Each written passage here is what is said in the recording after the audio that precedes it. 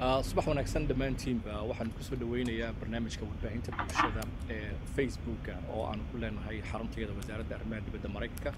ee magaalada Washington ee caasimadda. Maanta waxa sharaf noo ah oo marti noogu ah safaaraddeeda magaalada London aan ku leenahay laba dhalinyar oo aad iyo aad runtii u dadaalay oo kala ah Aadan Mataan iyo Cabdikariim Muuse oo ka socda ururka is-hortaaga la dagaalanka qabyaaladda oo marka la soo gaabiyo loo yaqaano ATM amaba anti-tribalism movement Adam iyo Cabdikariim ku soo dhawaada barnaamijkayaga oo ay dad aad u fara badan ay daafaha adduunka naga dhageysanayaan waxaan jeclaan lahaa marka hore inaad magaciina qof walba uu waqtigiisa qaato oo aad ka hadashaan meeshaad kusoo barbaarteen waxa aad barateen maxaa idin keenay idinku dhaliyay in aad fikraddan keentaan oo aad abuurtaan oo aasaastaan urur ay dhalinyaradu hogaaminayso runtii oo la dagaalamaya ka hortagaya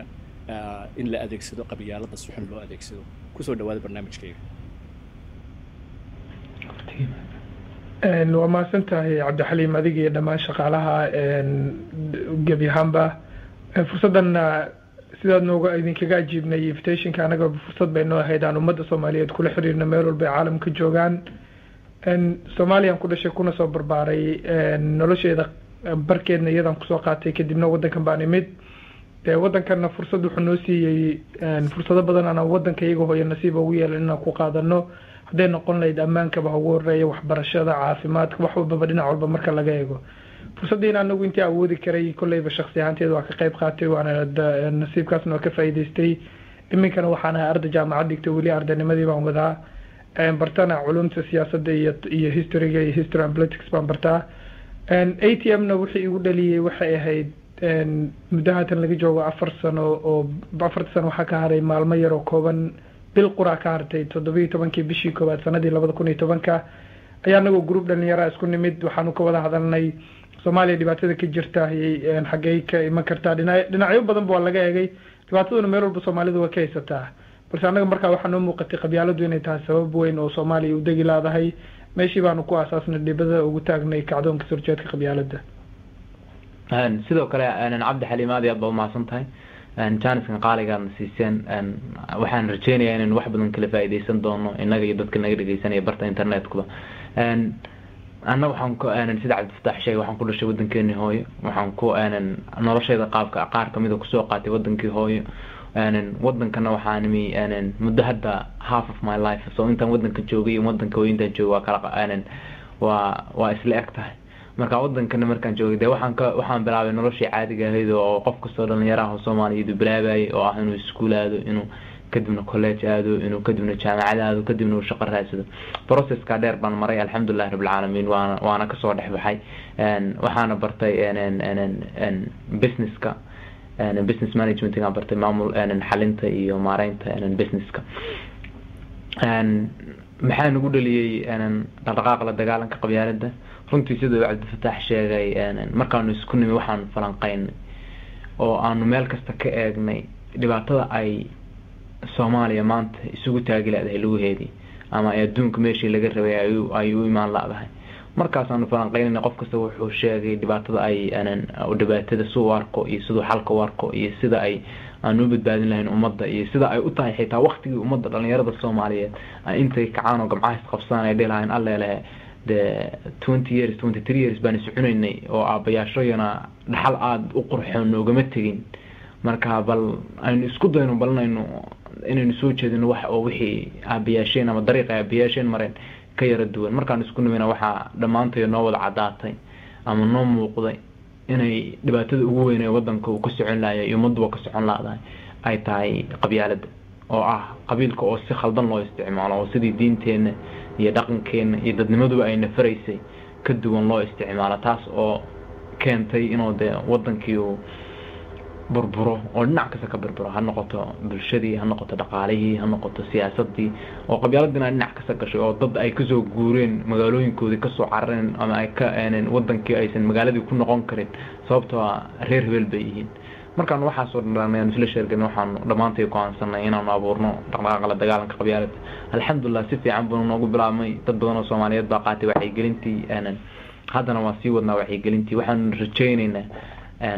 10 sano ka bacdi 20 sano ka bacdi 15 sano ka bacdi 25 sano ka bacdi 30 sano ka bacdi inay qabyaaladu noqoto wax ceeb ah oo ummad qofka Soomaaliga markuu dhaho lagu lala yaabo hadda waad aragtaan wadanka aad joogtaan oo macaawad naga hadlaysaan Washington waxa ka madaxweynaha nin madow aan 50 sano ka horna waxay ahaayeen huyuma looma arkin inay yihiin bani aadan dhamaystiran ama bani aadan wax qabsan karo oo adduunka dadka la loomi kara anana waxaan rajaynayaa inaan gaadhno meel ay Soomaaliya dhahdo alla ilaahay ninkanu regardless of qabiilku yahay ama reerku ka soo jeedo wuxuu wadan ku badbaadinayaa ama uu ku hogaaminayaa ama lagu dooranayaa waxa uu keeni karo ama aqoontiisa iyo tayadiisa iyo kartidiisa aan lagu dooran reerku ka soo jeedo marka insha Allah taasaan ku rajo weynahay taasna haday noo hirgasho waxay noqonaysaa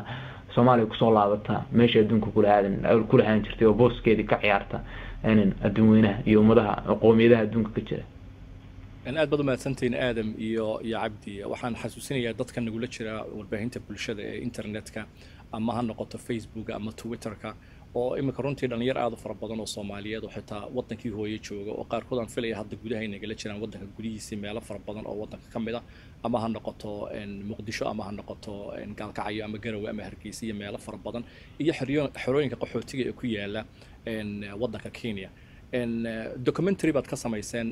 oo aan daawaday runtii oo aad iyo aad u xiiso badnaa markii aad ku laabateen magaalada Muqdisho tagteen idinkoo muddo dheer ka soo maqnaa maalintaas maxaad dareenteen markii aad ka degteen wadankii kulliba waxbaad filinayseen wadankii isagoo markaa laga yaabo burburku bilaabmaya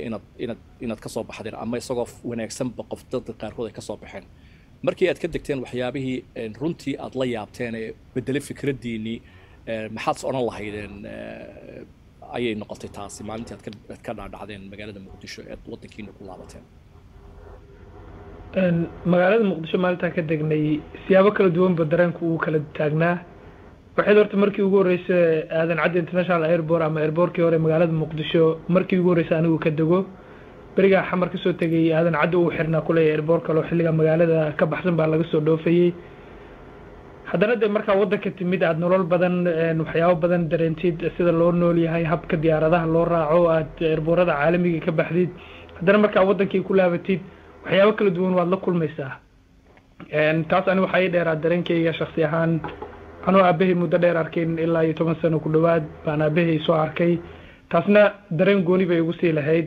oo wali wax badan hilmaamaysid ba airportka iyo waxyaabahaas ba inta badan kuma sii mashquulin ba intaan aabahay aniga isku mashquulsanayn baa waqtigayga inta badan galay dareenkaas oo gooniyada wiil iyo aabiis muddo dheer kala maqnaa xiriir badan uusan aragti uusan ka dhaxaynin maalinta la kulantid muuqaalka dadku marka badan markay daawadeen waxay leeyihiin waa inaad ilmaysaad ku sigatay kulay igamaysan imaan ilmadu laakiin niyadu kulay waa ka ilmay maalintaas dareenkaas jiray gabi ahaan marka magaalada daqiiqada yar kadib muuqaalka ka daawanaysid waxa booliiska anaga isku hornimid oo markaas in leeyahay kaamiradan waxa la duubay waa maxay saldhigga booliiska la idinkaga baahan yahay waxa soo idil marka dareentid waxa is leedahay niyo wadanka miyaad u dhalan adigu ma ajaanib baa tahay haddana iyagu meesha ku xisaabtamayaan wuxuu ku arkaa nin qurba joog oo ka yimid oo passport wadan kala wato in iyagu wadankii ka leeyihiin maadaama iyagu wadankii ka bixin soo dareenkaas adiguna markaa waxa ku galaya carada ah haddii aan wadankan joogay shisheeyaha aan la yarkin inaan wadanka leeyahay wadankii markaan midna la yarkin inaan wadankayga aan lahayn hadaba xageen anagu leenahay marka soo dareenkaasna uu iman karaa dhalinyaro badan uu ku dhalan karaa haddaan intaa ugu sii daro Cabdi Fataaxna runtii aniga waxyaalaha igu yaabka badan ee wadankeeni marka lagu noqdo ama dalka markaasna documentary-ga sameynana ma ahayn markii ugu horeysay ku laabtay geyga umada Soomaaliyeed ama markii ugu horeysay xamar ku laabtay laakiin markii labaad xamar wali ku laabtay bay oo aan arkay meelihii aan sawirada ku arki jiray oo fiidiyoyada aan ku arki jirnay oo aad ku qurxoona oo burburay oo noqday meelo oo guryo bahala galeen la noqdeen oo aan duurjoogta iyo xayawaanada kale waxaan ahayn aysan gelin aysan bini aadan gelin horta wax laga naxo laakiin runtii taas walwal badan iguma abuurin oo burburka wadanka ku dhacay oo physical destruction ka wadanka ku dhacay badan iguma abuurin laakiin waxa walwal badan igu abuuray destruction ka oo ah mental destruction ka oo ummadii Soomaaliyeed haystay oo maskaxdii fayooweyd oo guurtay iyo in la dhiso ama dib loo soo celiyo maskaxda fiyo ama dadka wanaagsan oo dib loo dhiso dad aanan maskaxda ummadda Soomaaliyeed intii la dhisi lahaa wadanka ama dariiqa ama guryaha ama jidadka ama ceelasha ama guryaha dawladdu leedahay waxaa taasi gala sii dhib badnaatay sidii dadka madaxooda loo dhisi lahaa iyo ra'yigooda iyo wanaagooda loona bari lahaa dawlad wanaagu waxay tahay dawladdu waxay tahay nabaddu waxay tahay horumarku waxay tahay dhaqaaluhu wuxuu yahay ninka aan ahayn reerkiina inuu isaguna inaan reerkiina ahayn inuu isaguna leeyahay xirfadda uu ninka reerkiina leeyahay uu lahaan karo inuu qof kale aan reerkiina ahayn uu hogaamin karo wadanka inuu qof kale oo in qofka Soomaaliyeed lagu soo dooran karo muxuu yaqaan aan lagu soo dooran karin reer hebel miyuu yahay ama iyuu yahay ama muxuu ka soo jeedaa ama muxuu ahaan jiray oo kuwa ay Soomaalida ay ku tilmaamto inay yihiin dad liido ama ay ku tilmaamaan inay yihiin minority ama dadka laga tirada badan yahay ama magacyada khaldan ay ugu yeedhaan inay awoodaan oo ay ka soo bixi karaan shaqada laga rabo ama shaqada laga rabo oo aqoontooda aysan ahayn reerka ay ka soo jeedaan marka in dadkii laga dhaadhiciyo taas oo taas ay aqbalaan ayaa waxa iyadana qaadanaysaa waqti aad iyo aad u dheer intii la dhisi lahaa xitaa guryo dhismo marka waxyaalaha igu dhibto badan ama dareenkayga runtii cajabiye ama marmarka qaarkood xitaa xoogaa igu riday inaan niyad jab ama inaan dhaho aan dawdi badan tahay inuu dadkan la bedelo sababtoo laga yaabay mararka qaarkood markaan qabano workshops wadanka gudihiisa kow dadku way noo yimaadaan oo way ka soo buuxiyaan meesha sababtoo waxay dhahaan la dagaalanka qabyaaladda waaba wax interesting ah waaba wax oo aan hore u arkin balan iska soo yara eegno iyo sida ay u shaqeyso balan soo dhageysano waxay sheegayaan runtii ridda markay ka soo galaan waad arkaysaa dadkan waxa ay haystaan iyo fakarkooda iyo waxa ay aaminsan yihiin inuu aad iyo aad wax u dhib badan yahay oo wax oo ruutir uu yahay oo nacayb iyo cadaawtinimo oo qaarkood ka buuxo ay dad kale oo Soomaaliyeed oo walaalahooda oo ay isku dad yihiin ay u hayaan haddana marka oo aan workshops ka dhamaano waxaad arkaysaa qofkii ku yimi 3 saac ka hor ama 4 saac ka hor maaha qofka hadda maanta ka tagay ama albaabka si baxay uu isbedelayo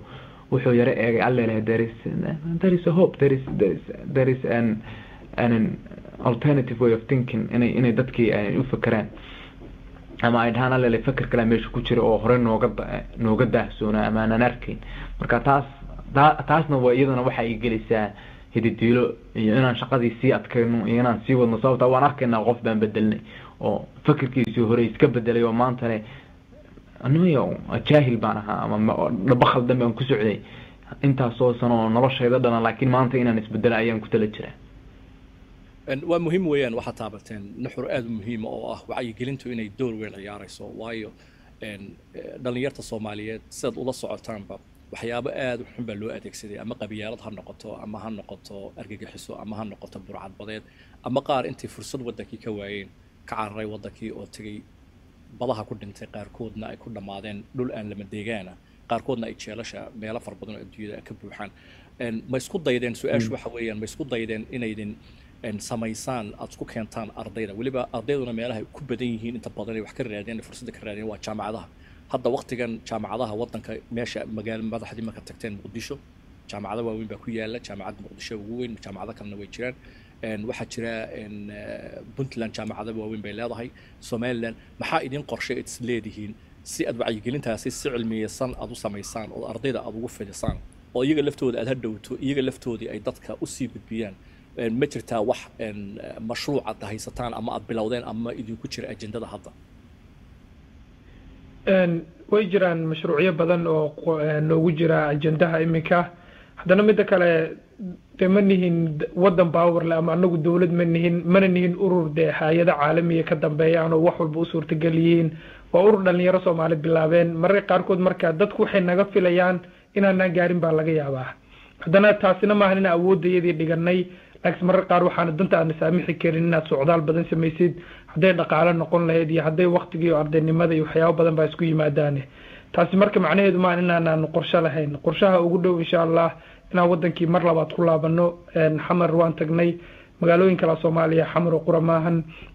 Boosaaso iyo Hargeysa iyo Kismaayo insha Allah iyaduna qorshaha dhow bay ugu jirtaa inaan saldhigyo ka furno xafiisyo ka furno sida xamar aan xafiiska ugu leenahay oo kale واسكو inta xamar joogna dhalinyaro badan oo Soomaaliyeed waa la kulanay dhalinyaradaas aan la sheekaysanay shakhsiyan haday noqon lahayd wacyigelin sessionaan isugu nimid ardayda ama dhalinyarada Soomaaliyeed iyagaba dhibaatooyin badan baa gudaha ku haysto kuwooda wax bartay waa fursad bay heleen wax ku bartaan shaqo la'aan buu waddankan ka jirtee laakiin boqolaalan waxba baranin baa waddankii joogta 20 iyo dhowr sanana joogay wiilka Soomaaliyeed ama gabadha Soomaaliyeed aan waxba baranin aan fursad helin qofkii dhaqaale uusan helin wax walba uu sahlan yahay inuu ugu dhaco ha noqon lahaa hadduu tahriibi lahaa hadduu noqon lahaa waddanka gudihiisa in si khaldan loo adeegsado waxaasna waxa keenaya fursad la'aanta waddankan aan joogno dhalinyarada markay dhibaato laga hadlo waxa la yiraahdaa dhalinyarada dhibaatada haysta waa maxay shaqo la'aan baa jirta shaqaha loo abuuro laakiin anaga si dhalinyaradii looga ilaaliyo dariiqa xun inay raacaan laakiin anaga waddankaygina si daradaas ma aysan weyn haysataa de major generation naga weyn oo nale dhalinyarada mustaqbal wanaagsan ha loo diyaariyo in iyagii si xun loo adeegsado mooyee in iyagii argagixisada sheegtay oo kale in loo adeegsado inaad wiil yar oo Soomaaliyeed oo qurbaha joogay wax bartay fursad helay inuu waddankii ku laabto markii wax ka bedeli lahaa inuu dhibaato geystaydan waa nasiib darro kale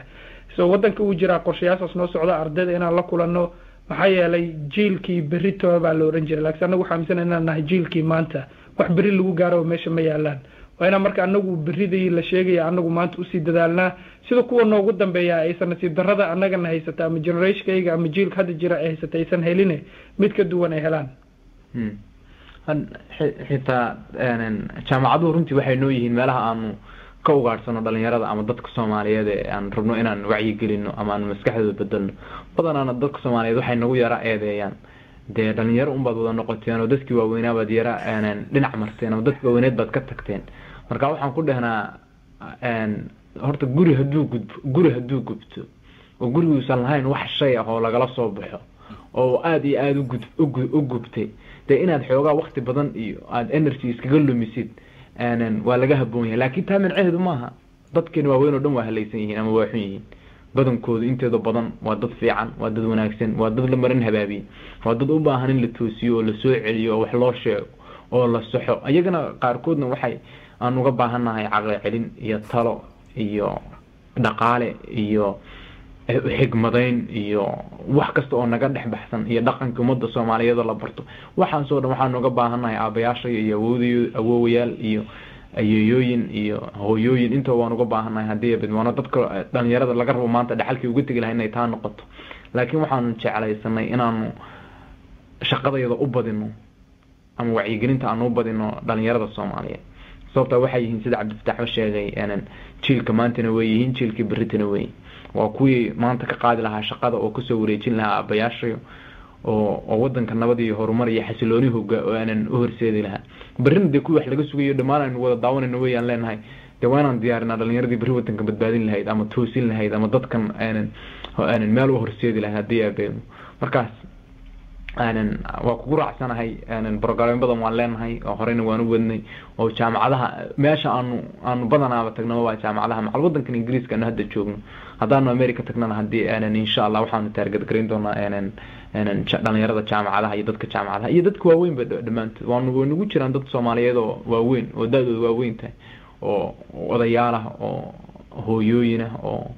isku jira laakiin waxaan u badanahay oo xubnaha iyagu badan yihiin dadka dhalinyarada ee Soomaaliyeed ee adduunka dacliska kala yimina taana waa sii wadayna hadii ay beedmo laakiin albaabka u furan yahay yar iyo weyn waad mahadsantiin dhammaantiinba sidaad nagala socotaan warbaahinta bulshada waxaa maanta marti noogu ah safaaradayda magaalada London laba nin oo dhalinyaro ah oo ah ururka ka hortagga qabyaaladda oo loo yaqaan ATM marka la soo gaabiyo oo xarintoodu tahay magaalada London xafiisna maalin dhaweyta ka furtay magaala madaxda Soomaaliya ee Muqdisho su'aasha labaad ayaa waxay tahay mar haddii ay dhalinyartii noqotay intooda badanna ay noqotay kuwii ama waddanka dhisi lahaa ama waddanka lagu adeegsan lahaa inay burburiyaan sida hadda ka jirta waddankeedii may noqon ardayda dhalinyarta la adeegsaday inay joogaan Soomaaliya gudaheeda sidaad la socotaan wararka ama idinku baad la socotaan way jiraan wadamo fara badan oo ay ku jirto waqooyiga Mareykanka Yurub xitaa waddanka ay joogtaan iyo meelo kaleba in dhalinyar Soomaaliyeed sidii aad afka ku dhufatay baad sheegtay in iyaga laftooda inta la adeegsaday iyagoo nolol fiican ku haysta dib in maskaxda looga meeray oo la marhabaabiyey ay ku laabteen waddankii oo ay ka qayb qaateen burburkii meesha ka taagnaa oo loo adeegsaday arrimo argagixiso ah iyaguna inay isdilaan dadna ay dilaan arrintaasi dad fara badan bay ka yaabisay weliba dadka waddanka gudihiisa ku nool ee fursadda la ayay wax macquul aan lahayn la noqotay ma jiraan barnaamijyo ama diasporada adduunyada joogtay ee Soomaaliyeed dhalinyarta Soomaaliyeed Yurub ku nool waqooyiga Mareykanka ku nool Canada ku nool Australia ku nool maanta aad baa loogu faafay adduunyada ma la leedihiin wax xiriira ururada dhalinyaradeed ee adduunyada ka taagan taas mid ku jira ajendada mise wada hadashaan oo wada tashataan waan wada tashanaa dhalinyaro hadda Ingiriiska oo kale waxaan leenahay wax la dhaho London Somali Youth Forum oo kale oo ay ku midaysan yihiin dhalinyarada gruubada dhalinyarada ay hogaamiso ama dhalinyarada organization-ka waxaan leenahay wax la dhaho Council for Somali Organizations oo ay noogu jiraan organization-ka organization badan ay ku jiraan oo halkaan coalition ku leenahay waxa kale oo jira meeting iyo conferences sidan oo kale aan marka qaarkood qabsano aan la qabano dhalinyarada jooga wadamada kale adduunka saddexda bisha waxaan u soconaa Sweden oo xaflad ku leenahay 18 ku sii xigta waxaan u soconaa Denmark kadibna waxaan u sii soconaa Norway kadibna waxaan u sii soconaa hadii ay beedno wadanka joogtida ama North America Canada iyo USA hadii ay beedno marka waa isku dayna inaan engage garano dhalinyarada Soomaaliyeed aan dhahno wax aan sax ahayn oo Soomaalinimo iyo Muslimnimo iyo wanaagayna bartay diinteena iyo hambalnimadii iyo wanaagii oo na baray nabigeena calayhi salaam wax ka duwan aan lagu barin oo aan lagu marin habaabin waan ognahay dhalinyaradeenii wax aad iyo aad looga naxo wiil anagoo kala ah oo Soomaaliya oo Ingiriiska nala jooga ayaa intuu wadanka ku noqday intaasoo qof naftiisiina la tagay intaasoo qofna naftoodii weysiiyay mararka qaarkood waa dhihi karaa waa qadarta laakiinse taasoo kale waa wax aad iyo aad looga naxo waana wax nagu cusub waa wax Soomaalinimada ku cusub waa wax diinteena waa wax Soomaalinimada iyo diinta Islaamkana ku cusub oo bariyahan oo dhan last 10 years iyo ku soo cusboonaaday aad baan ugu xunnahay inay Soomaaliya ama dadka Soomaaliyeed ay noqdeen dhibanayaasha ideadan ama waxaan dadkan marin habaabiyo dadka kale walaalahooda ummadda Soomaaliyeed si loo qubo dhiig qof kale oo Soomaaliyeed oo loo dilo qof kale oo Soomaaliyeed waana wax aad iyo aad looga naxo waana waxaan rabnaa inaan ummadda Soomaaliyeed u sheegno war bal nagu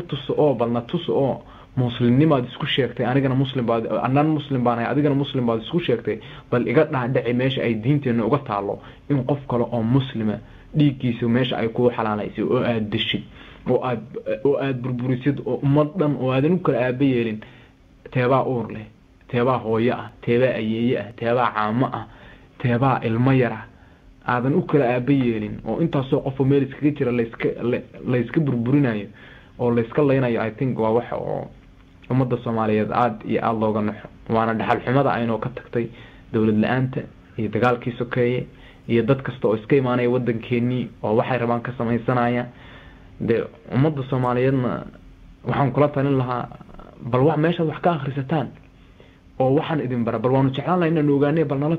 bal na tuso waanu nila akhrinay oo culimada ummadda Soomaaliyeed dhan baa joogto oo diinteeni dadkii looga dambeeyay baa jooga dhamaantoodna iyaguna ay xaaraantinimeeyeen oo ay ka hadleen dhibaatada ay leedahay waxaas laakiin aan wali hayno dad oo Soomaaliyeed oo madaxa laga dhaqayo dagaalka la geliyo waana wax laga naxo runtii waana wax aan markaas ummadda Soomaaliyeed ku dhano balnato hadda dhalinyaro hadaan rabno oo aan isleenahay sidaas weeye waaba jeclaan lahaa anigu inaan dhageysto horta bal meesha wax ka bartaan maybe waa mid anaga naga hoos maqane bal tusbal maba xumee haddii aan taas ku daro dhalinyarada Soomaaliyeed iyagu qudhooda waa inay su'aal isweydiiyaan qofkan ka raadacsiinaya fikirkan jihaadka uu ku tilmaamay nabiga sallallahu alayhi wasallam wuxuu khayru khalqillah qof la abuur qofkii ugu wanaagsanaa weligiisna kamuusan baaqan hadduu awooday inuu jihaad aado waa saxaabtiisa isagu hogaamiyo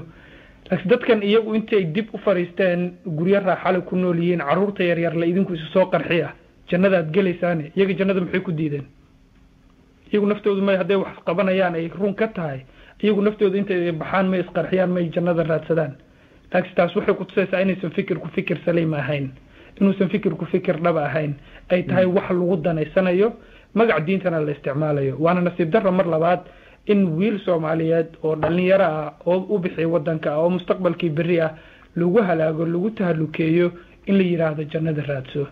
jannadu de Ilaahay baa sidoo noo sheegay hadaan kitaabkayga iyo sunnada nabigeena ku dhaqano jannaduba meeshaas bay ku jirtaa laakiin kuma jirto inaad qof bini aadan layso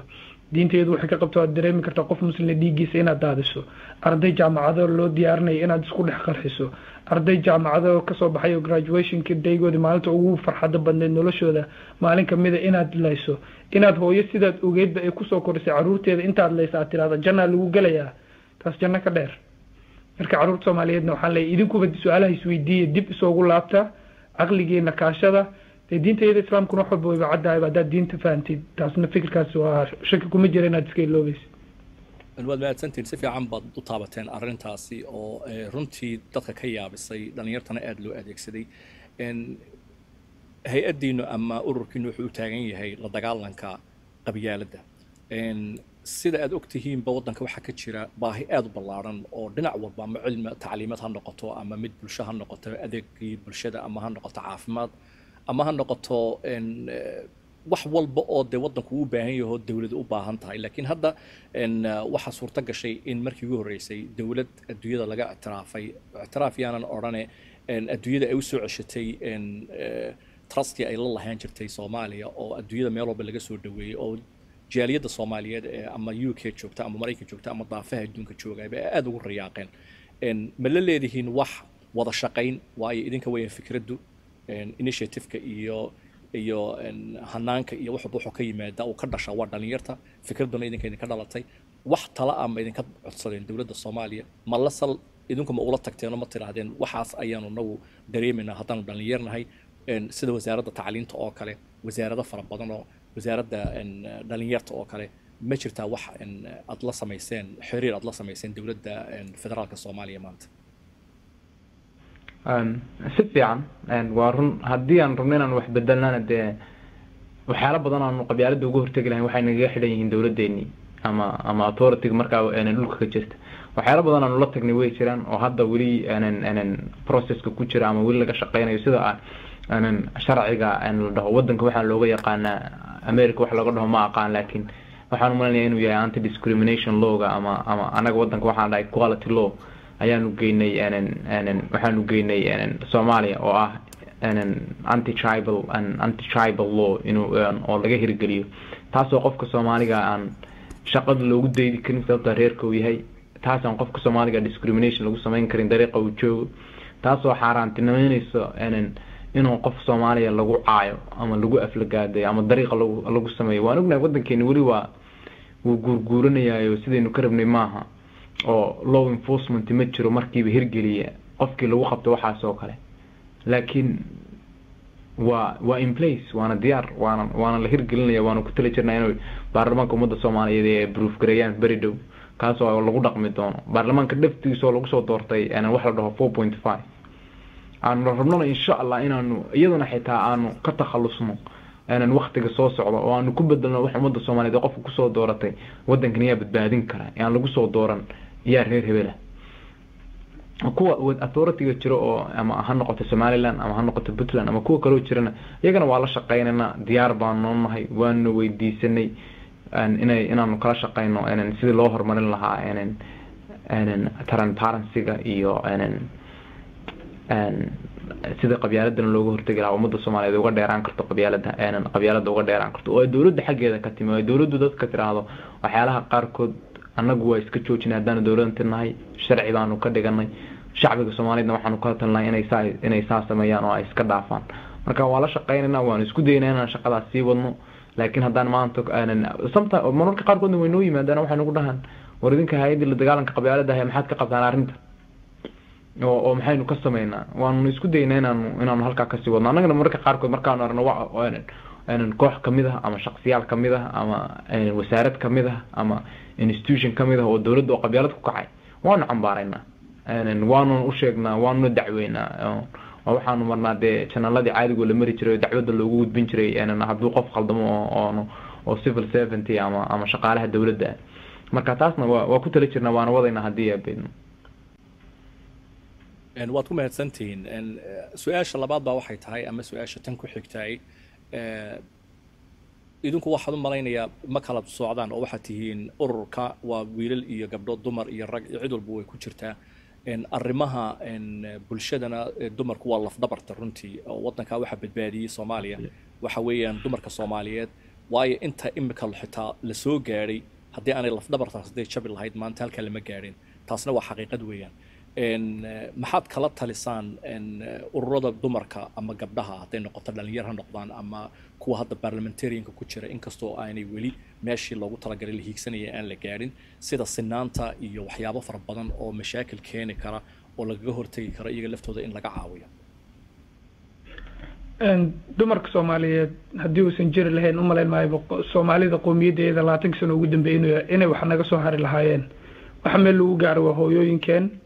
hooyooyinka laantoodna de kulay wadanka ba ku nool lahay waxaan aragnaa ama xaqiiqada inta badan dhacda waxaad aragtid waa hooyo 7 caruur wado hooyo 3 caruur wado way jiraan abayaal caruurtooda wata macnaheedu maana abayaasha dhan wada xun yihiin laakiin hooyooyinka badan meel walba marka eegtid Soomaali markaad tagtid ganacsiga meelaha inta badan hooyooyin baa taagnaa marka soo arkay ama xilligii aan korayaba anigu hooyadayba ay korisay hooyadayba waqti la qaatay mar walba nolosheeda kamid ahayd hooyooyinka Soomaaliyeed dumarku haddii uusan jirin umaleyn maayo de mama Soomaalidu kulay heesaheedan fankooda ku jira ardaynu dumar jir leen nolol ma jir leen wax taas oo kala hees sacinkaas jirtay so taas waxay ku tusaysaa marka in dumarka Soomaaliyeed kaalin muhiim ah doorkayga ummadda ka ciyaareen ururada hay'adaha jira dumarkana mar walba anagu cid walba hay ma niraahno kuwan waa dumarku waa rag way noo wada siman yihiin annaga aniga aadan ba hadda inta fadhina documentary-gan aniga aadan baana laga daawaday laakiin haddayna hablaha iyagu joogi lahayn umaleyn maayo ururkayga horumarku gaarsiiseen uu gaari lahaa lafdhabarka ururka waa habla annaga hawsha inta badan waxa kala wada annagu maybe ina public image-kii noqonay inaan dadkii la hadlayno laakiin dadka hawsha dadkan meesha ka hadlay dadka soo diyaariyaba iyaguba waa dumar dumarkuna waa arrin muhiim ah hay'adaha in iyagana la dhageysto waa muhiim in iyagana fursadooda la siiyo iyaguna la dhageysto equal opportunity-ga ama dadku inay wada sinaadaan waa de wax xun maahan wada ilaahay baa namuusan kala saarin in anagu si kala saarna maahan soo dumarkana waa waqtigooda kuleyba haddii uu hore u iman wayna hadduu iman doonaa baan rajeynayaa in iyagana xilligooda la dhageysto ataana haddaan kugu daro cabdifatax xitaa waxaan waqti badan naga galay oo runtii aan ku dagaalanay maanan achieve garaynin waxaan rabnay laakiin oo maanan gaarin waxaan hiigsanaynin laakiin waan isku daynay waxna maanu gaarin jaranjaradaan rabnay maanu isku taagin laakiin tii ku xigtay ama tudhow baanu isku taagin waxay ahayd soddonkii ama soddonkii percentage-kii oo laga rabay dumarka Soomaaliyeed inay noqdaan baarlamaanka ummadda Soomaaliyeed oo 30% oo lagu daro 30% ay noqdaan females taasna waqti baan gelinay xoog baan gelinay juhdi baan gelinay waanu u dagaalanay waanu ka qayb galnay meelihii looga hadlayay iyo wixii looga hadlayay waxaan runtii ku lahayn inbud badan baanu ku lahayn inuu la adkeeyo soddonkaas waanu dawladahan xitaa aanu leenahay aanu deganahay sida dawladda Ingiriiska iyo dawladda Mareykanka iyo dawladaha kale oo aanu dariska nahay baan intaa kula talinaynay tan in hoos looga dego ma soddonkan haddaan hoos uga degno xuquuqdii dumarka waa la meeshay ka baxaysa marka 16% baan helnay ama 15% ama waxay noqotaba ha ahaato maanta maanu rabin soddonkii laakiin waxaan rajeynaynaa bal markan ku xigta ummadda Soomaaliyeed ay wax kala dooranayso ama ay baarlamaan dooranayso inaysan noqon doonin xitaa qoftani ma haween baa mise waanin ay noqon doonto qofkan bini aadanka muxuu ku soo kordhin karaa shaqadan aanu ka rabno ama ma noo qaban karaa waxaanu ka rabno ku aqoontiisa iyo tayadiisa iyo dadnimadiisu say tahay qofkan runtii waa arrin muhiim ah ayaa taabatay Aadam iyo Cabdifatax waxa weeyaan waxa la yiraahdaa dadku inta badan qofka raba inuu keeno isbedel uu dhaliyo waa inuu ka qayb qaato weeyaan uu ka mid noqdo isbedelkaasi ama uu jooga meeshii isbedelkaasi uu jiray waxa taabateen arrintan baarlamaanka ma dhici kartaa labadiina dhalinyar ee Aadam iyo Cabdifatax iyo niman kale oo dad badan oo Soomaaliyeed naga dhigaysanayo diaspora jooga ama meel walba jooga waliba idinka khaasatan inaydan ka mid noqotaan oo aydin isbedel si aad u dhalisaan isbedelka gudihiisa aad u gashaan oo baarlamaanka isku soo rashaxdaan ma dhici kartaa inaan maalin aragno koleyba haddaad isbedel sameynayso horta waa inaad ka mid noqotaa dadku inta badan waxay nagu eedeeyaan dawladdaad u dhowdihiin dawladdaad xiriir la leedihiin mar walba waxay yidhahdaa maahan inaan dawladda xiriir gooniya la leenahay annaguna shacabka aanaan diidanahay laakiinse waa meesha wax ka kala socdaan waa meesha nidaam haddii la keenayaa la hirgeliyo annaga waddankan aan joognaa Soomaaliya laga yaabaa inuusan weli sidii la rabay dawladnimadu aysan noo gaarin dagaal sokeeye badan kadib laakiin insha Allah suun waa gaari doonaa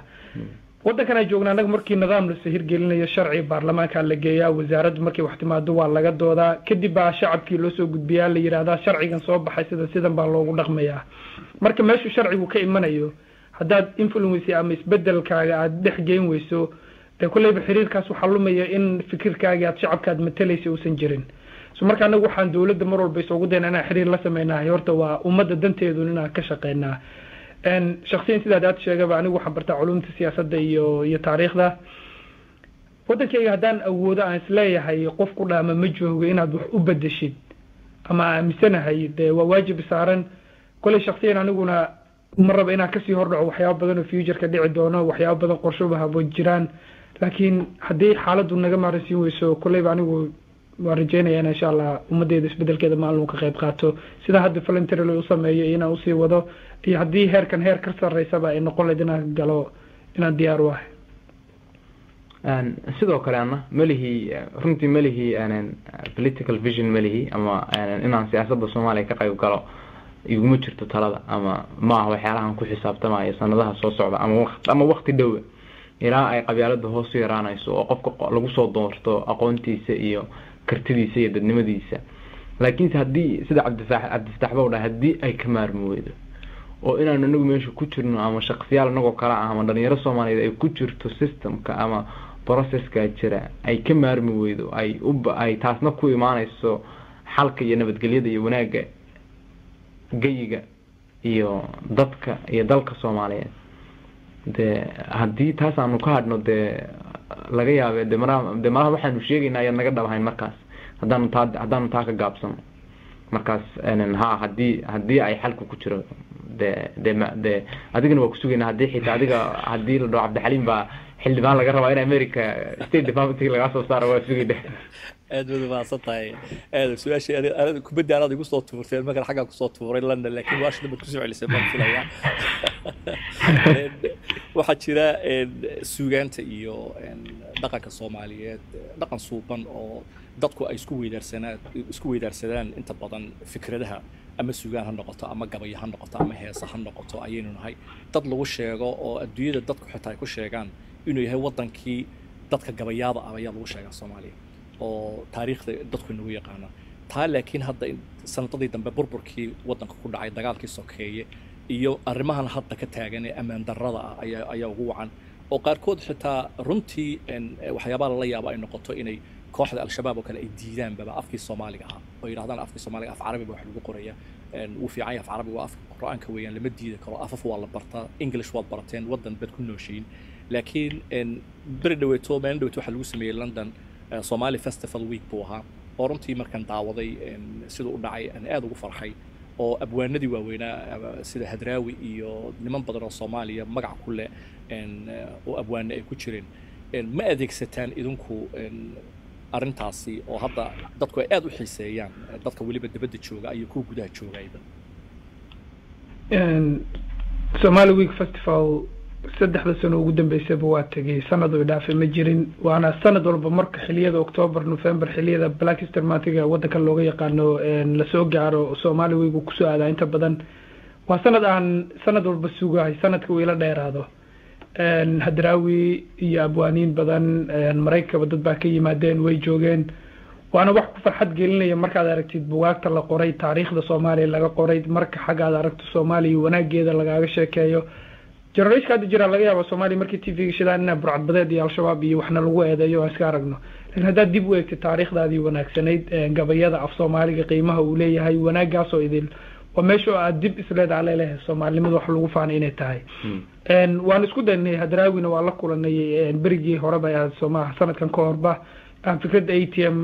كلا دعسينو إن هدراوي سجى نوجو ري برامج هذا نوكل حلي BBC نوكودي جيران برامج هذا نوكلا ويري xilliyadeedii anigu shaqooyinsi la soo xariijinay maadaama dhalinyaradtiin hadda energy badan haya ama fikrado badan oo ka duwantii hore leh inaad idinku isbedel ka sameysaan una nagu taageero 100% muuqaal website-kiga uu ku jira uu noo duubay uu nasiyay uu nagu taageeray ATM waan isku daynaa xagga gabayada haday noqon lahayd dhalinyaro Soomaaliyeed oo afka English ku gabaydaba iyo haday noqon lahayd dhalinyaro Soomaaliyeed oo af Soomaaliga ku gabaydaba af Soomaaligu waa luqadayada عربينا واللغات كله carabigu waa sidaa sheegtay waa diinteeda islaamka luuqaday ku qoran tahay nabigayga luuqada ku hadli jiray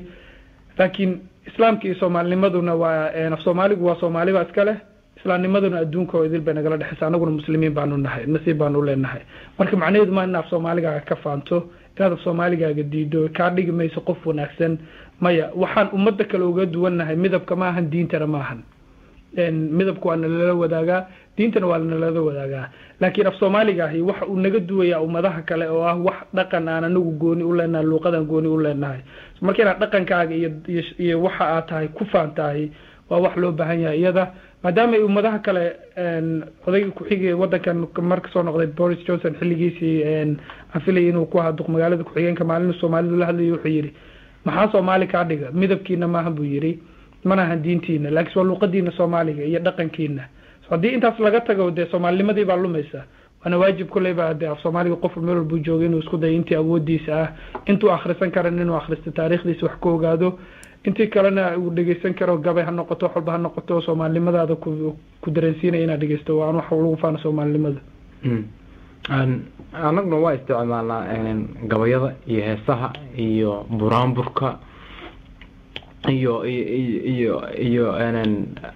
qaybaha kale ee suugaanta Soomaaliyeed waan isku dayno inaan dadka Soomaaliyeed ku wacyi gelino oo wanaageeda u sheegno oo aan isticmaalno gabayada wanaaga iyo Soomaalinimada iyo midnimada iyo dawlad wanaaga iyo jacaylka iyo isfahanka iyo ixtiraamka iyo ka hadlayaan isticmaalno sidoo kale heesaha sidoo kalena buraanburka ummadda Soomaaliyeed hadda event kasta oo aanu qabanay ama xaflad kasta oo aanu qabanay ama waxaa jooga qof gabiyaaya ama waxaa jooga qof heesaaya oo dhamaantood ka hadlaaya wanaaga ummadda Soomaaliyeed leedahay iyo dhaqanka ay leedahay although aynu xoogaa Soomaali dhaqankeedii jiri jiray 50 sano ka hor ama 20 sano ka hor ama qarnigii ka sii horeeyay dadkii raggi gabi jiray oo joogi jiray ay sii dhamaanayaan ama ay dadkii hadda gabi jiray ay ka sii yaraanayaan geyga ummadda Soomaaliyeed oo aad si u muuqato inay suugaantii iyo dhaqankii Soomaaliyeed ay si u nabaad guurayaan oo aad marka qaarkood isdhahaysa alla ila dhaqankani waa wax aad u qiimo badan oo rich ah oo qani ah in la ilaaliyana waa laga maarmaan oo de museumkii wadanku lahaa iyo meeshii wax lagu ururin jiray iyo masxafkii qaranku wixii waa burbureen soo waxa kaliya hadda dadkii ku soo haray waa waxa aan afka ka maqlo waxa aan afka ka maqlana waa ama qof afkiisa ka maqashin la ururiyo waa laga maarmaan waan isku daynaa inaan wax sameeyno laakiin de shaqadayadina ma soo hoos gasho oo qabyaaladii baan la dagaalamayna waan isku daynaa inaan kula dagaalano suugaantaas meesha aan kula dagaalami karno laakiin xaqiiqadii waa wax aad iyo aad muhiim ah oo laga maarmaan hadaynu Soomaalinahay oo aynu dhaqankeenu nabaad guuro oo aynu waxaynu dadka uga duwaneen oo ina ka dhigay dadka kale ka duwan ay meesha ka baxaan aad iyo aad u dhiban tahay luqadeenu waa luqadaha waxay ugu tahay adduunka ugu qanisan waa luqadaha adduunka ugu dheer ama vocabulary marka laga hadlayo ugu fara badan oo weerarka ugu badan leh waa luqad aad iyo aad u qani ah oo la soo koobi karin meelaha ay gaarsiisan tahay sida ay tahay sidoo kale dhaqankeena ummadda Soomaaliyeed aan waxaasna hadii aynu adduunkan waa iska jirtaa way iska ogtahay hadda Africa oo kale waxay gaadhay stage oo ah wixii waqtigu keenay inay wax qurxoon ama social acceptable ay noqotay wixii ay u lahaayeen hidaha iyo dhaqankuna ay noqotay wax laga yara faano oo ah de waa wixii old days waa wixii maalmihii hore waa waxaan up to date maaha in June lama aha waxyaalaha maanta jira maaha waxyaalaha maanta ay dhalinyaradu ku faanaan oo ay noqotay dhaqamada kale oo ay nagu noqdeen waxyaalo oo ay xiisayaan jiilalka yaryar ama jiilalka cusub taasna waxaan qabaa inay tahay dhibaatada ay nooga tagtay ama dhaxalxumada ay nooga tagtay dagaalkan ay qabyaaladu oonan horseedka u ahay taana inuu soo celino waa laga maarmaan waxaan rajeynayaa hope inay ummadda Soomaaliyeed ay mar gamcaha qabsato dhaqankan waa waxa kaliya oo naga dhigo waxaynu nahay marka inaynu cishino way hadda ma arko wiil yar hadaan maanta weydiiyo ama gabar yar dariiq ku weydiiyo ma taqaan Sayid Maxamed Cabdulla Xasan waxay ku dhahayaan de waxaad ka hadlaysid ma aqaan yuha kaas hadaan ku dhaw ma taqaan qabaan bulxan mataan ciideed wiilwaal hadraawi xasan ganay hadaan raggaas weydiiyo iyo dumarkii kale Soomaaliyeed xitaa heesi jiray oo qaarkood ay nool yihiin dhalinyarada Soomaaliyeed ku dhahayaan saaxiib faarax baad tahay ama waxaa tahay qof aan la socon waxa adduunka ka jira marka waad yara dambaysaa markaad waxaan ka hadashay laakiin waxaan qabaa inay tahay arrin muhiim ah in la ilaaliyo lana dhowro meelan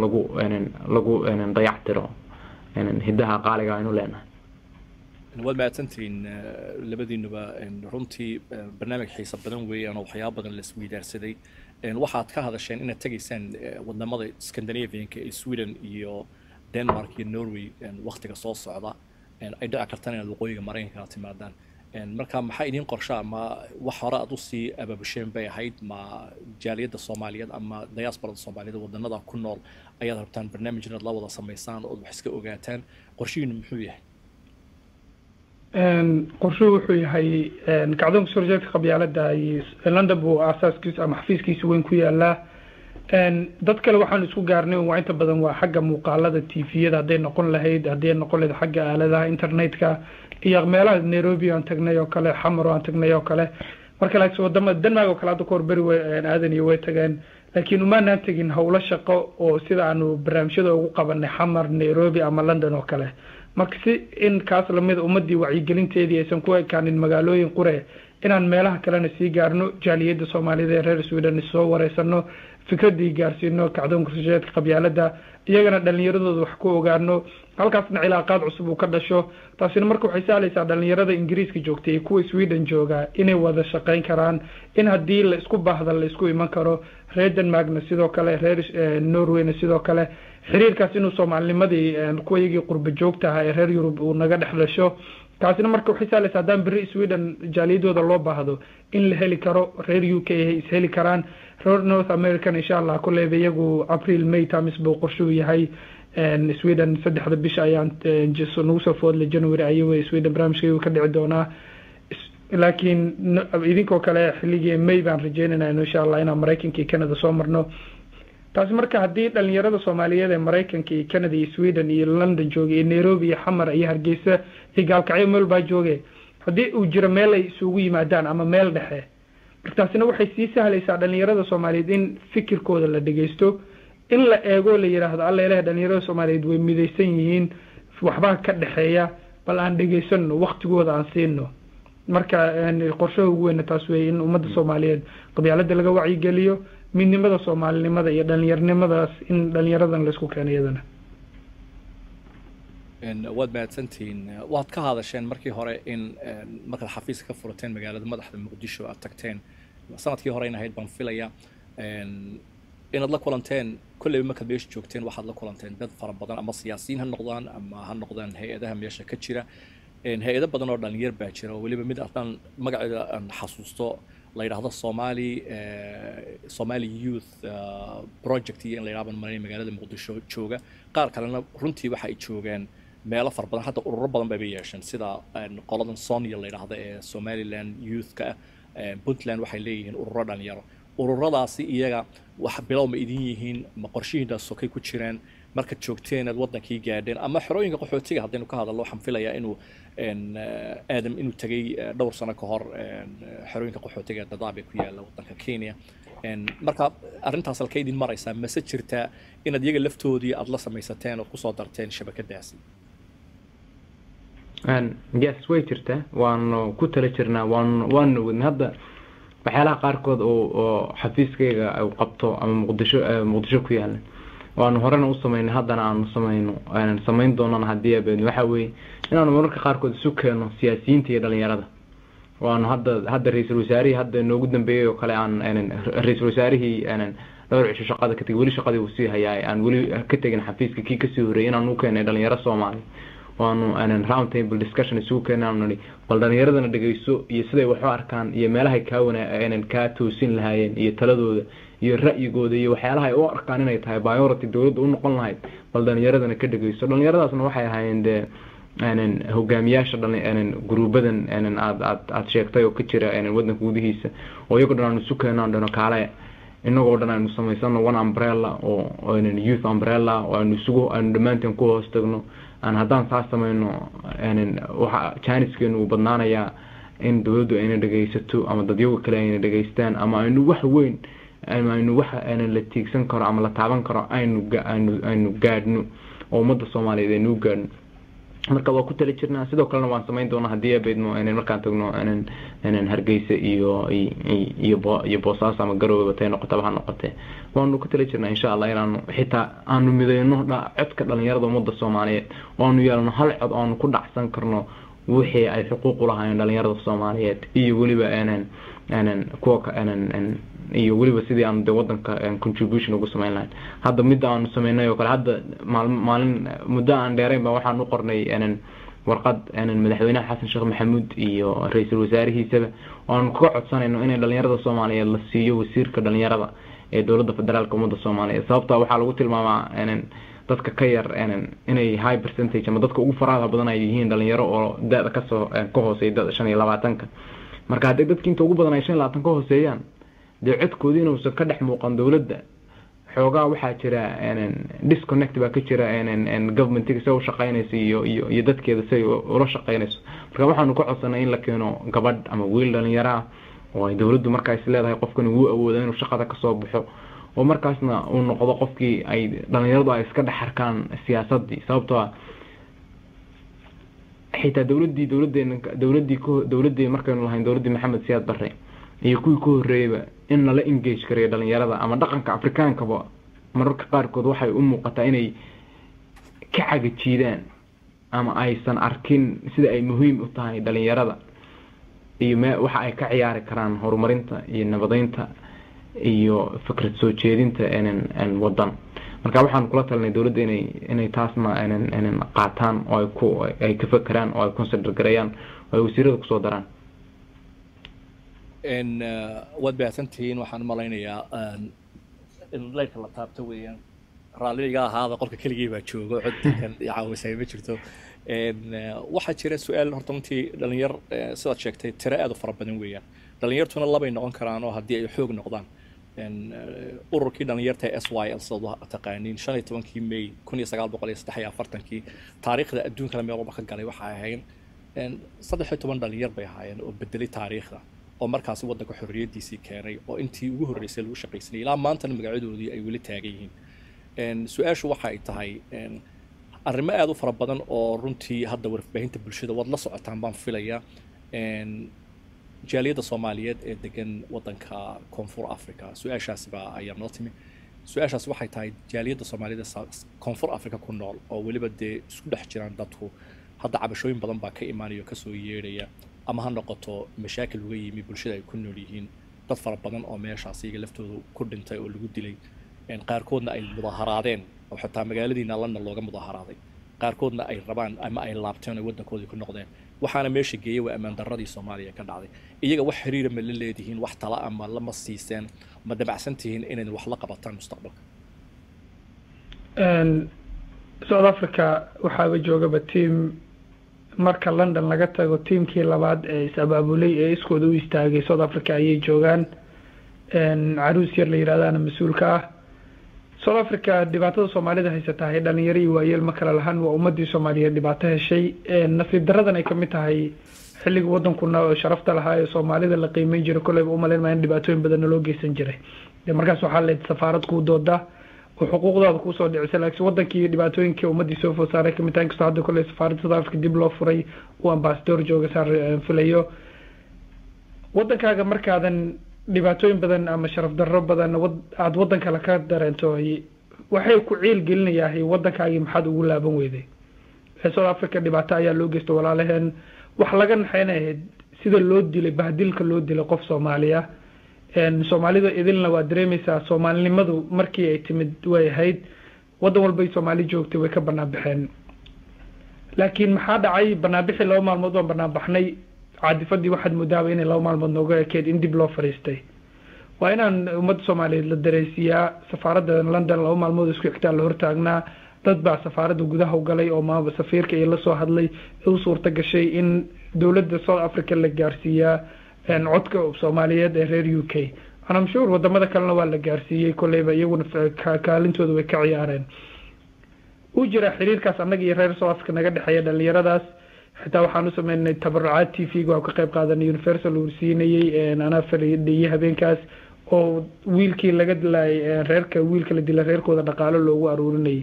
u jira xiriirkaas anaga reer South Africa naga dhaxeeya waliba team baa noo joogay iyaguna hawsha halkaas ka sii wadaba qofkii South Africa jooga u baahan iyagu la xiriiri karaa haddii website-kayga booqdo waad mahadsantihiin runtii 5 daqiiqo inoo haray waqtigii degdeg buu u baxay aad iyo aad ay u xiiso badnaa su-aashu waxay tahay haddii 10 saacadood gudahood Cabdi Fataax iyo aadam lagu yiraahdo waxaad noqonaysaa meel kaalin bad qabanaysaa aad Soomaaliya ku bedeshid ama madax bad ka noqonaysaa 10 saacadood 3 shay baa lagu siinayaa 3 aan bad wax ka bedeli kartaa priority ahaan soo hagaajisa hadii lagu yiraahdo oo 10 saacadood intaan bad qaban kartaa maxaad ku bedeli lahayd aadan hormar anigu waxa ugu horeeyay amniga waxbarashada iyo caafimaadka saddexdaas waxa ugu amniga ugu horumarsiin lahaa waxbarashada ku xijin lahaa iyo caafimaadka saddexdaas anigu kale way badan yihiin oo hadii laakiin 10 saac 3 shay oo doora hadii lagu yiraahdo way adag tahay dhibaatooyin badan baa jira shaqo la'aan baa jirto waxyaabo badan baa jiro laakiin anigu saddexdaas baa hadda waqtiga badan gelin lahaa hadday saas dhacdo runtii ma haddii ma sixirku waa xaaraan haddii la sameynayo sixir oo la dhahayo 10 saac 3 ama 3 saac gudahood wax 3 waxaad ku bedeli lahayd ama 3 wax ku dooro sababta way dhib badan tahay sababta baahida ummadda Soomaaliyeed aad iyo aad u badan tahay aan baahi laga bixi karo oo 3 wax ay xalin karaan ma jiro laakiin waxaan u malay Cabdi Fataax wuxuu qabsaday arrimo aad muhiim oo waaweyn laakiin waxaan dhigaa waxaan noqon lahaa Pacific oo hoos baan u daadegi lahaa oo 3 wax yar yar ayaan wax ka bedeli lahaa oo haday taas u taatay haday macquul tahayna horta wacyigelin buuxda oo dhameystiran oo looga hortago ummadda Soomaaliyeed oo lagu nadiifiyo qabyaaladda taas policy-gaas inay hirgelin waa sameyn lahaa oo haddii 10 saac gudahood noogu dhamaanayso awal waan jeclaan lahaa laakiin hadii adduunkaas kuma noolin haddii kaloo tan kalaan ku dar lahaana waxay tahay xidhiidhka u dhaxeeya dadka Soomaaliyeed iyo dadka aynu deriska nahay ama dawladaha aynu deriska nahay taasoo dadba ay dhinac u arkaan ama aan qurxoonayn ama meelo qaarkood laga improve gareyn karo waxaan dhihi lahaa taasna waan adkeyn lahaa waana improve gareyn lahaa hadii beedmo oo waxaan ka dhigaa saddexaad oo laaban lahaana waxay tahay dhaqaalaha wadanka ama ummadda Soomaaliyeed sababtoo ah haddaan rabno inaan dhalinyaradeenii ama dadkeenii ka soo wareejino dadka madaxa ka bedela ama ay u shaqeeyaan ama dadka ama kuwa badda ku dhimanaya ama kuwa doomaha dhaafaya biyaha Soomaaliyeed biyo kale ka soo qabsanaya ama ha noqoto kuwa burcadbadeed kuwa noqday u shaqeeyo hogaamiye kooxeedyo iyo dad aan habboonayn ummad Soomaaliyeed iska dhibay haddii rabno dhalinyarada Soomaaliyeed inay lahaadaan future habboon oo ay hiigsan karaan waa inaan u diyaarinaa meel ay ka shaqaysan karaan ama meel ay wax ka heli karaan ama meel ay irsaaqadoodii ama daily life-koodii ay kala soo bixi karaan marka dhaqaalahan xoog baan saari lahaa waxaan aaminsanahay dad badan oo Soomaaliyeed marka aanu kala hadalno qabyaaladda oo meelaha qaarkood jooga waxay ku dhahayaan de kan waa insurance-kaygi weeye waa security-gaygi de unless an an alternative ama wax ay ugu bedeshay de meel aan ugu guuro ma jirto hadda wiilka yar oo ku jira dadkaas ama dambiyadaas maalin kasta ku dhex jira markaan hadda qaarkood waa la sheekaystaa maalin kasta markaan xamar joog maalin kasta kula sheekaystaan ku dhahay haye maxaa waxaan ku watay inaad gashid maxaad waxaan u sameeysaa maxaa dambigan inaad gashid ku watay maad ogeyn inay xaaraan tahay maad ogeyn inay dhaqan dadnimada Soomaaliyeed iyo dhaqanka Soomaaliyeed intaba ka soo horjeedo iyo fikirka habboonba maad ogeyn waxay u dhahan waan ogahay bay kugu dhahayaan dhibaatada ay leedahay iyo sida ay u fool xun tahay iyo sida aniga ma jeclaysan lahayn inaan sameeyo laakiin de laba ciyaar oo 3 ciyaar oo yar oo masaakiina iyo hooyadood baa gurigii jooga waadna ogtahay de bride-ka ummadda ninka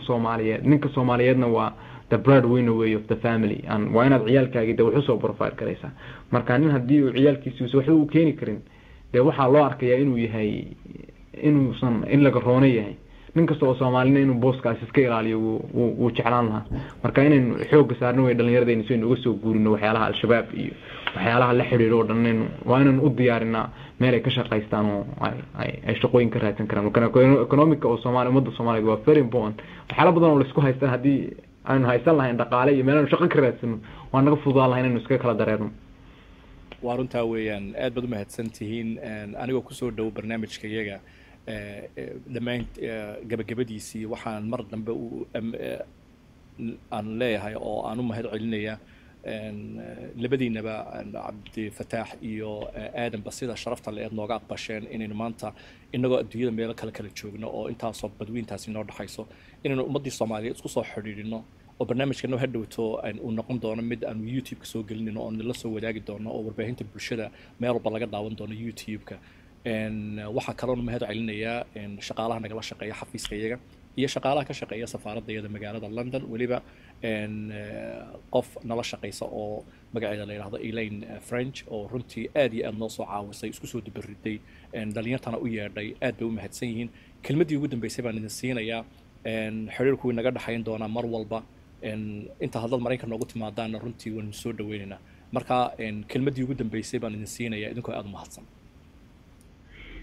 kelmadda ugu dambeysay waqtiga gabagaba ummadda Soomaaliyeed insha Allah qabyaaladda iyo qurunka iyo iska daaya waxaan leeyahay qabyaaladda maya qoriga maya qalinka ha qarannimaha wiiga yara xaday intii macaaneyd oo bahashi fiicnada dhan wiiga yara xaday laakiin waan isku dayaa inaan wax fiican kusoo gaabiyo horta koow adiga mudan aad baad u mahadsan tahay inaan runtii inaan mahad celin iyo ilaahay isu keenay maantana opportunity-gan inoo hirgeliyay inay dhacdo sidoo kale waa way mahadsan yihiin shaqaalaha safaaradda Mareykanka halkan iyo idinka oo shaqo badan geliyay annagana waxay noo tahay chance fiican oo aan kaga faa'iideysano ummadda Soomaaliyeed aan kula hadalno marka runtii anay hope inay tan noqon doonto bilowgii aynu muddo ku badan sii wadan lahayn aysan inoo noqon doonin intii ugu dambeysay laakiin ummadda Soomaaliyeed waxaan dhihi lahaa waxa inoo yaala shaqo aad u dheer dariiq aad u dheer oo raf ah oo dib badan oo aanan easy ahayn inaynu uga baxno laakiin waynu ka bixi karnaa haddaynu gamcaha isqabsano waynu iska ilowno waxyaalaha inoo dhexeeya iyo wixii cadaawadda keenay ina dhex maray muddo dheer waynu insha Allah aynu ku talagalno dhammaanteen yar iyo weynba nin iyo haween iyo ninba aynu ku talagalno sidaynu u badbaadin lahayn sharaftii iyo cisadii iyo dadnimadii iyo dalnimadii dadka Soomaaliyeed ay lahaan jireen waynu ognahay runtii haddaynu kusii soconno sidan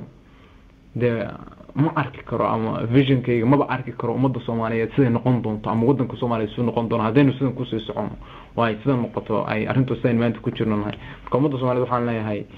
aynu iska dhaafno waxyaalaha qaarkood aynu u soo jeedisano saynu waddankan badbaadin lahayn ilaahay ina abuurtay aynu ka baqano diintana waxayna fartay haddaynu raaci lahayn oo sidaynu u fartay aynu raaci lahayn waxaan umaleeyaa waxyaalaha badan waxyaalahan oo dhib ah maynaan dhex galnayn waynu ka badbaadi lahayn muddo hore marka waxaan leeyahay aynu u soo noqono ilaahay ina abuurtay iyo kitaabkeena quraanka waad mahadsantihiin dhammaantiinba dadka warbaahinta bulshada nagala socda nagala soo xiriira www.facebook.com/usdot somali oo aad nagala xiriiri kartaan Twitter-ka barta Facebook-ga iyo warbaahinta bulshada ee kale aad baad u mahadsantihiin dhammaantiinba assalaamu calaykum wa alaykum